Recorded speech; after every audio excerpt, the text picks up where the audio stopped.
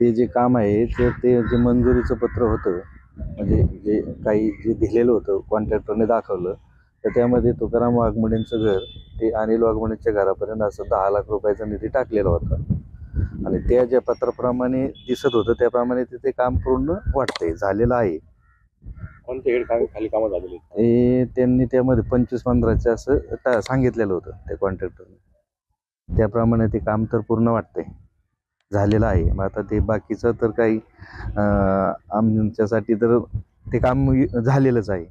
त्यामुळं तशा प्रमाणात गावामध्ये ॲक्च्युली नाही एक्झॅक्टली सांगता यायचं, परंतु आमचं तर एक काम होतं ते 10 लाखाचा निधी होता आमच्या इकडं पडलेलं त्या कामाचं. ग्राम विकास विभागाच्या अंतर्गत 25-15 हेड खाली अनेक विकास कामे जे आहेत ते केली जातात आणि अहिल्यानगर जिल्ह्यामध्ये असे 45 कामांचा GR जो आहे तो बनावट असल्याचं समोर आलेला आहे आणि त्यामुळे एकच खळबळ जी आहे ती अहिल्यानगर जिल्ह्यामध्ये उडालेली आहे। जिल्ह्यातील तब्बल 7 कोटी रुपयांची विविध विकास कामे जी आहे ती पूर्ण झालेली आहे आणि यामध्ये जो GR आहे तो बनावट असल्याचं जे आहे ते समोर आलेलं आहे। त्यामुळे आता अनेकांची धाबे जे आहेत ते दणाणलेले आहेत आणि खरं तर अनेक कामं जी आहे त्या ह्या 25-15च्या हेडखाली केले जातात।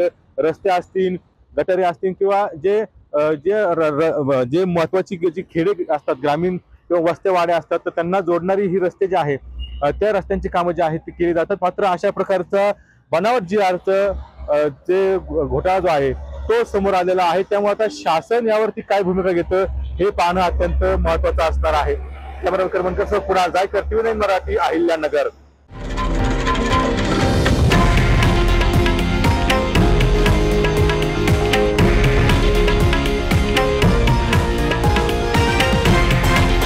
हे आहे देशातील नंबर 1 न्यूज नेटवर्क आणि आपण पाहत आहात TV9 मराठी, एकमेव।